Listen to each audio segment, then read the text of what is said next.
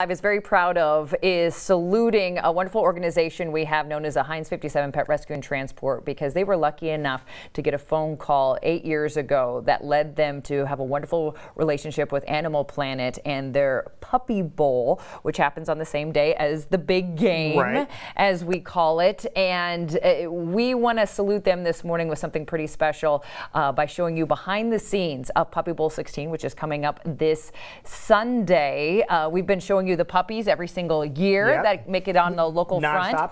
We showed you again this year. You can check that segment out at weareiowa.com. But we had a little bit more invested this year.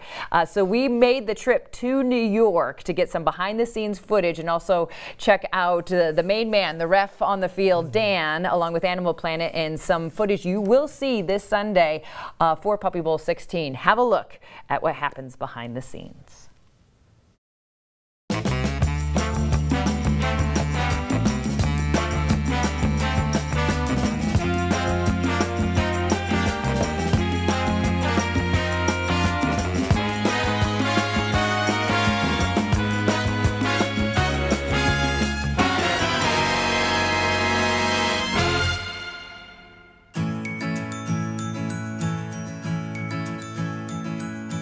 Let the Puppy Bowl begin. I'm Dan Schachter on the Puppy Bowl ref. This is my 9th year, and I am the guy who's, well, the only human on the entire set of the field of 96 adoptable puppies this year. All right, buddy, cuddle time's over. Yeah, time to get back on that field, though. Let's go. It's a lot of responsibility to be the only human surrounded by all this cuteness, because not only do you have to not be distracted by the cuteness, you have to actually make the correct calls. Find the touchdowns, find the field goals, call them when they happen, award the points, and of course call them for the penalties. Touchdown! Whoa! Come back, buddy. Evading the ref. 5 yards. Puppy Bowl is in its 16th year right now, and I think it grows because the adoption message is so positive. These are not just cute dogs playing football. I think anybody could do that. These dogs, every single one of them that you see, are up for adoption. And by the time the Puppy Bowl airs, most of them are adopted. They are untrained dogs. Okay, these are not show dogs. They can't jump through hoops. They don't even know basic commands, most of them, and they're certainly not house trained. So you're gonna have accidents on the field. I like to call, you know, a tinkle on the 20 or a number 2 at the 2. They're gonna fight with each other, not in a harmful way, but playful way, but still that's distracting. I like to call that fracas on the 50, skirmish on the 16. And then they're also going to do the very unpredictable things that puppies do on the field, which is hide in the tunnel, or hide behind the bench, fall asleep at the 40-yard line, take a bath inside the water bowl, and so on and so on. What gets me excited every year is knowing that the amount of puppies that we showcase grows and grows and grows. We're expanding the types of dogs that we feature, not just the breeds, not just the sizes, but the ability level. We have special needs dogs. Some are hearing impaired, some are sight impaired, some have a cleft palate. Any dog has the ability to be a quote-unquote football player. Football here is just a metaphor for an active, happy dog. So it encourages people to adopt special needs dogs. What people don't know when they watch the Puppy Bowl, even though it's a 2-hour show, is that it actually takes a week to make this show happen. Not to mention the months of editing to take all those hours of footage and to cull them together into one, 2-hour show that looks like a football game. Touchdown! All right, Capacito, way to go.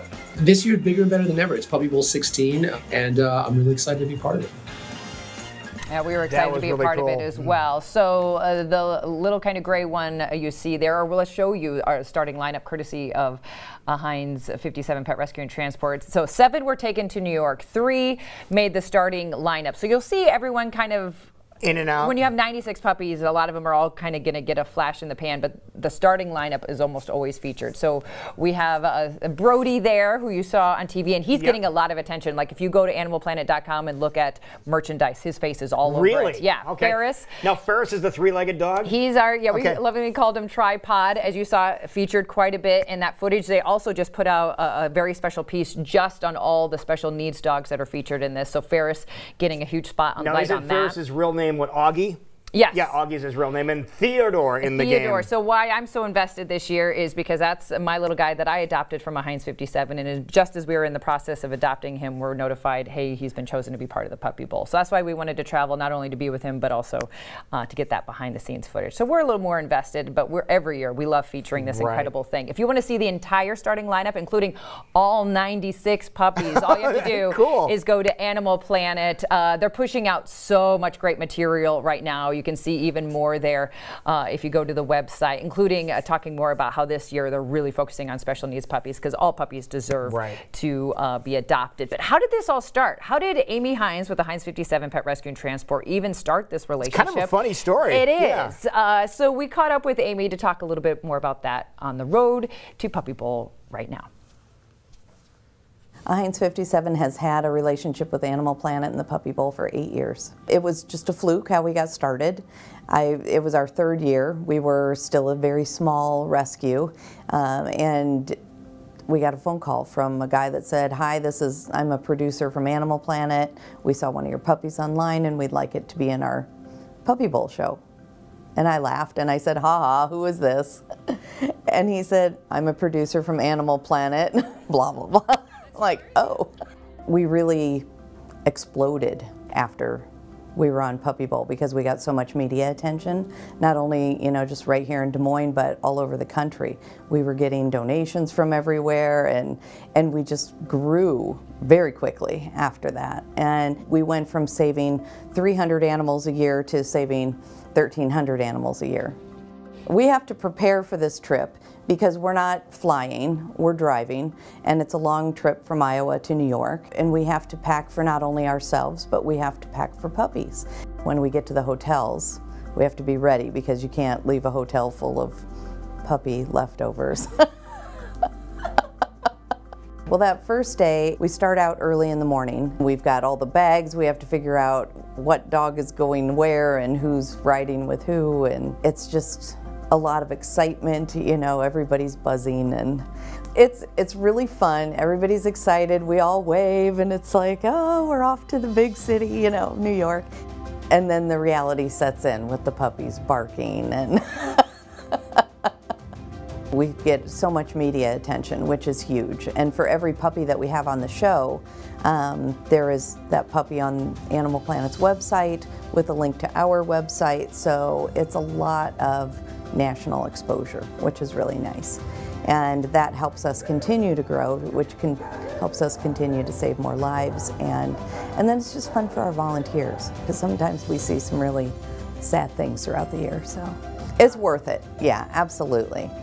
And it's just fun. You know, it's a day for everybody to just have a good time and relax and put aside all the hard work that went into it and all the hard work we do all year round. An amazing job she does. She is one of the hardest workers I know, especially when it comes to animals, and she always has incredible staff and volunteers.